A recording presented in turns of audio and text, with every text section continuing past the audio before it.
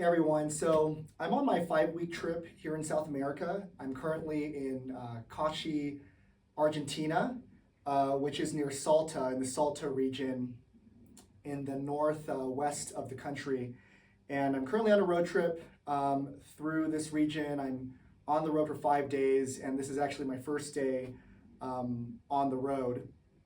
And I thought I'd just do a quick review of this bag, the Patagonia Black Hole Mini MLC 30 liter. I know I did a quick overview of what I packed in here right before I started this trip, and I thought I'd just kind of give you guys some honest review of how it's been traveling so far, as well as a couple of travel tips that I've kind of had over the years throughout my time doing international travel. I've been to 43 countries. This is the lightest I've ever packed. Right before I went on this trip, this bag actually came in at 14.4 pounds or 7.6 kilograms. And then I also have my fanny pack, which weighed roughly 1 kilo. So I'm carrying around 8.5 kilos of stuff, and to be honest, it's been amazing carrying around just such a light bag.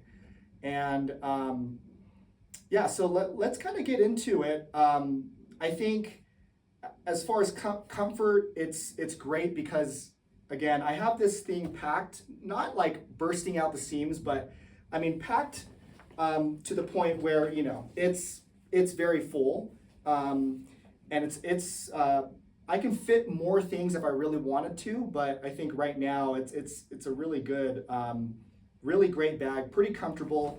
I mean, it has you know, these hip belts right here, which is really great. One thing I didn't mention in my review previously, there's actually this back panel. I don't think I went through it last time, and I actually don't have any documents in or anything really packed in this back panel. This whole thing is completely empty.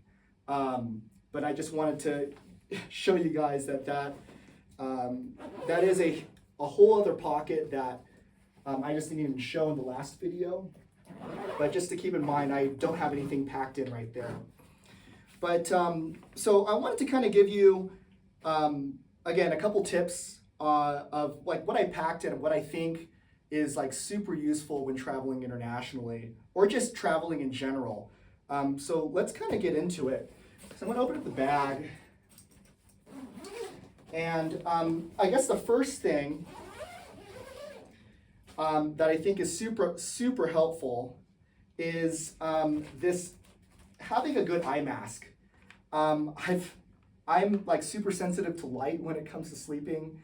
And this eye mask, I'm not sure if you guys can see it, but it has like these contours in here. I actually got it off Amazon. I'll try to find this exact eye mask and then link it in this video so you guys can buy it for yourself. Super comfortable eye mask. I mean, it pretty much, you put it on, it's like blackout shades. It's amazing. So that's kind of the first kind of top little thing that I really appreciate when doing traveling. So I'll do like a top 4 for the little things, and then I'll kind of get into travel essentials, and then I think like digital travel tips to kind of keep this video short and sweet. So I have the eye mask. The second thing is TSA locks, and so I'm actually in an Airbnb. I'm in a very small town outside Cachi, Argentina right now, and there were no hostels available, or at least I couldn't find one on Hostel World. And so this is actually the only Airbnb I'm going to be staying at. I'm usually staying at hostels while I'm traveling. It's a great way to meet people and be social, and it really makes like that solo traveling experience just miles and miles better, because you just get to meet so many people around the world, which is awesome. But the second thing the second little thing that I think is really useful is are these TSA locks. So I just travel with two, and usually good hostels will have like lockers where you can lock up your bag or put your bag in the cubby and then lock it up. And not just any TSA lock, but one that actually has the ability to set your own code. I hate to fiddle around with any keys while I'm traveling, and so this is a good way to set your own code and then unlock it. So I usually put one on the locker itself, and then what's really convenient about this bag, the main compartment is secured by just one opening. And so what I'll try to do as well, when I'm actually, whether I'm like, if I'm leaving and I just want to be kind of extra cautious and keep all of my, if I have any important documents like my passport in my bag or anything of that nature, having one of these and being able to put it on the main compartment zippers. There's two zippers right here so I can lock it up. Super nice. All right, the next one, the next little thing that I love traveling with. So here's my two. Here's a couple packing cubes right here. So I'm gonna get my toiletry bag out. Awesome toiletry bag from Amazon Basics that I use, and I've had this for over 10 years now. Is this. So I usually travel with the little thing that I like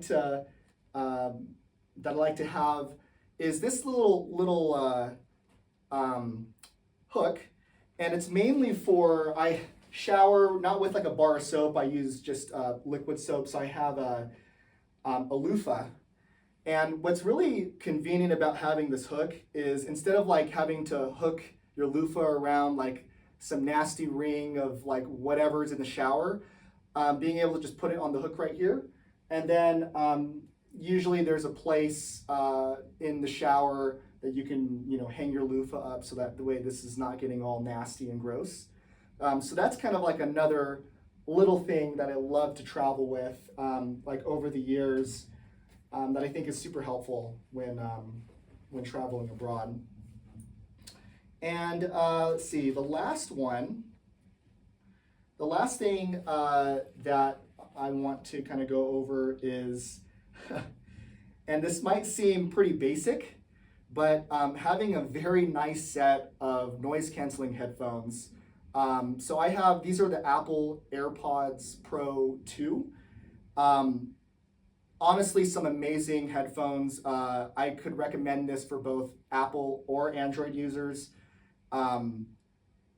I've had these for about 2 years now, and I feel like they've gotten better at canceling out noise. These things are just absolutely an MVP when it comes to going on plane rides. You can't hear a thing on the plane, which is amazing when you're trying to just kind of relax and listen to some good music. All right, so the next thing I wanted to go over is top 4 travel essentials. And so the first thing I want to go over is, I think one thing that I mentioned earlier in the last video, what I was really curious about was this Anchor travel adapter. This thing is absolutely tiny. You can see it right here. What's awesome is that these things retract. I think most of them do, but the game changer here is that this thing is tiny.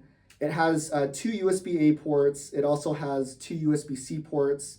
And I don't even have to carry around like an actual plug, like a charging brick. I can literally just use this when traveling and really just have this as the one piece of things that I use to charge my phone or any device that you have on devices you're traveling with. I guess as a side note, so I actually travel with 3 different USB cables. So the first one I have is a USB-C to USB-A, mainly to charge my battery bank, my mobile battery bank. So I have this charger. I also have this this cheap Android phone as a backup and use it to charge this as well, but mainly for the battery pack. I also have this, because I'm an iPhone user, a lightning cable, one to USB-C, and then in the car I have a USB-A to lightning, so that way, if I'm like, well, in my car there's only a USB-A connection, so I need to use that, but then also in airplanes, if you're trying to charge your phone, a lot of times there's still USB-A out there, so it's actually really nice and convenient to always have some type of USB-A in addition to a USB-C to whatever port that your phone is with. All right, the next thing is, oh man, this packing cube. So I know there's a lot of packing cubes out there that you can buy. This is the Peak Design small packing cube, and what I really like about this, it has your main opening here. It also has an expansion zipper, so you can actually like expand this to a larger size. For this particular trip, because I'm only packing, I believe in this pack there's 1, 2, 3, 4 shorts and then a pants that I'm currently wearing. There's just no need for me to expand this. But what's really awesome about this packing cube is on the flip side. So here we have like the main compartment. If you turn this around on the back side, there's actually another zipper that kind of contains an area where you can put dirty clothes. And so you can see here I have some dirty underwear and socks on this side. So it's really nice. You can separate between your clean and your dirty clothes. And that's why I really love this particular packing cube. I will say it is a little bit heavy in terms of just like the pack itself, but I think it's a good trade-off for having like the dirt. You can separate your dirty and clean clothes, which is really great. All right, the next thing is, I think I mentioned it earlier, but this Amazon Basics toiletry bag, I love it. There's a lot of space in here, so it opens up. There's a hook that you can use to you can hook this somewhere in the bathroom. I don't really use that feature. I have I think in the last video I showed you everything that I packed in here, but I just think it's an all-around really good bag. It's a really good size for traveling.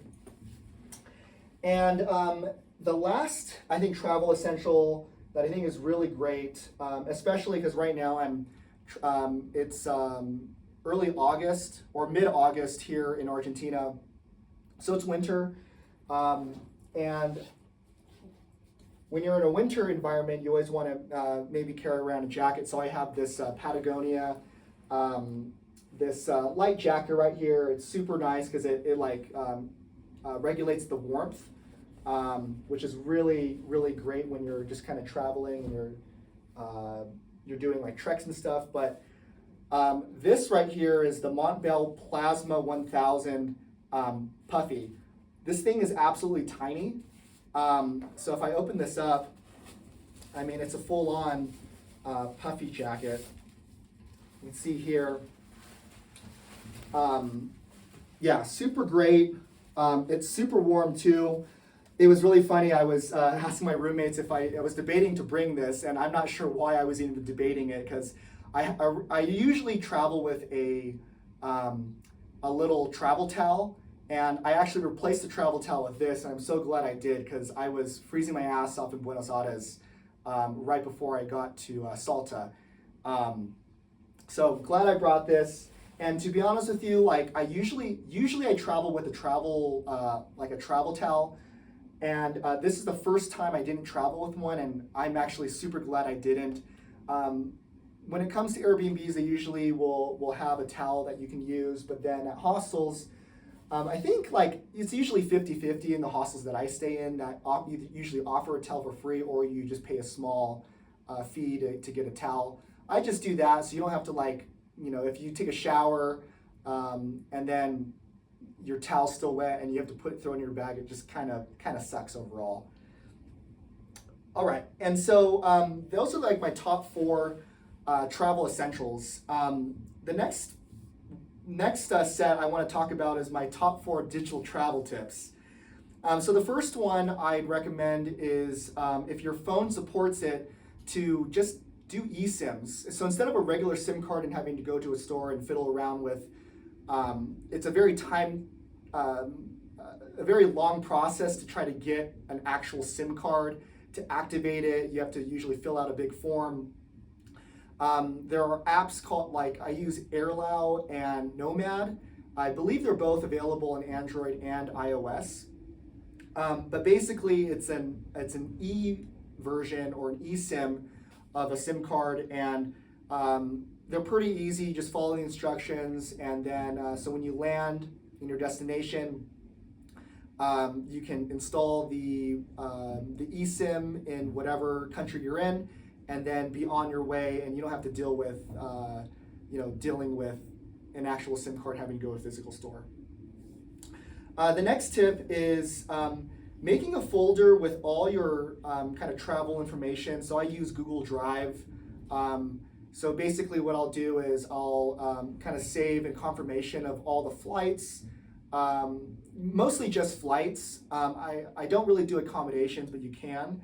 But I mainly do flight information and save those and make sure it's saved on my phone. So just in case when I go to the airport, and it happened to me on this trip. So I was in San Francisco and I was actually leaving to Peru.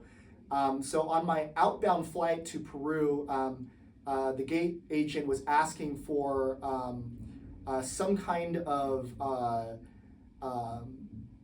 not confirmation, but some evidence to when I'm actually flying out of the country. And so I was able to quickly go in, show the flight that I had out of Peru into Argentina, and kind of be on my way.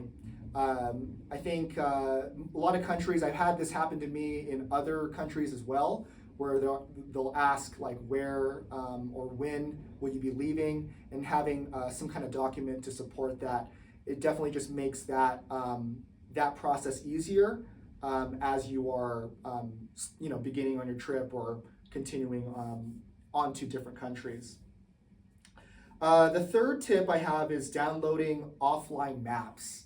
So I use Google Maps, and on this road trip, there has literally been no service for 80% of my journey so far. And so having downloaded offline maps is just a game changer when it comes to making sure you know where you're at. I know I'm on a road trip right now, but in general, if you're visiting a city or a region, it's always great to download those offline maps. And then the last one is going to piss off some Android users because it's only available on iOS right now. There's an app called Flighty. It's an app that tracks your upcoming and your previous flights. I work in software, and I'm a user experience or user interface designer, and I will say, hands down, this is one of the most beautiful travel apps that I have ever used. And basically, whenever I'm flying out, it has up-to-date information about my flight. It usually updates, what gate the flight's going from, if there's any delays. It's an all-around great app, so just check that out. And then the last thing that I wanted to maybe mention, kind of an honorable mention, is kind of my top packing tip. So when I pack my bag, it's always important, I think, to have backup credit cards, debit cards, and IDs.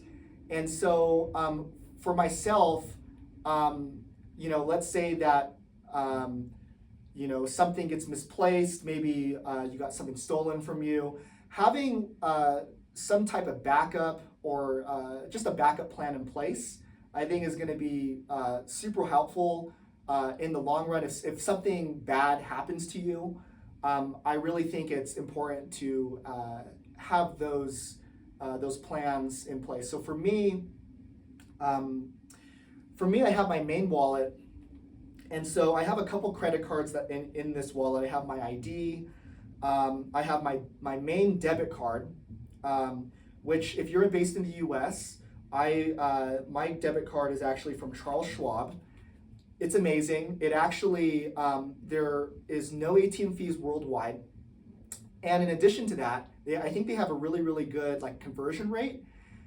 But the game changer, or the really nice thing about this debit card, they actually reimburse all ATM fees. So they don't charge, Charles Schwab or this bank does not charge a fee, but then they also, so the ATM might charge, they usually charge a fee for you to use the ATM for whatever issuing bank it is. Charles Schwab will actually refund you that ATM fee in addition to it being free for you to withdraw using this debit card. So this is my primary one. I also have my HSA debit card as well in here, just in case if I have some kind of medical emergency. Have never needed to use it. And then I have two primary credit cards that I use, usually one for dining and then one for any type of transportation or lodging. So that's in my main wallet. And then in my backup, I have, so there's like a little compartment in this bag, which is really nice. It's like a little bit hidden. Not sure if you can see it right here, but there's like on the very, very bottom of this bag, there's an area where you can put another wallet. So I actually have a couple backup cards. I have my global entry card in here, which is for US citizens. But I have a couple backup debit cards and a credit card in here. So just in case if I lose this wallet or maybe get pickpocketed, whatever it might be, hopefully that never happens. I have this backup right here. And then I also have a third backup, which is my money belt. I've had this for ages, for about 10 years now. But in my money belt, I usually carry my my passport. My passport's in here, and then I have like my some CDC, like yellow fever, like medical documents in here. And then I also have an extra credit card in this as well.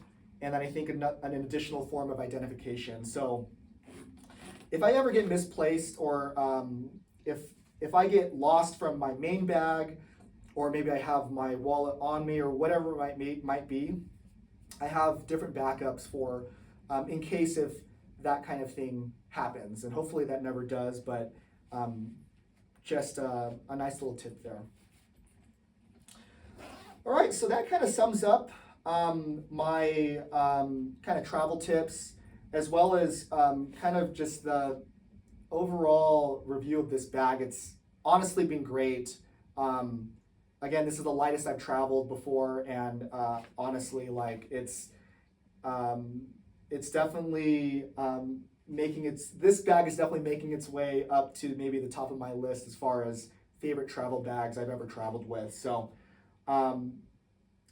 yeah, if you guys have any questions or anything, just hop a comment in this video, and I can try to get back to you guys whenever I can. Thanks for watching.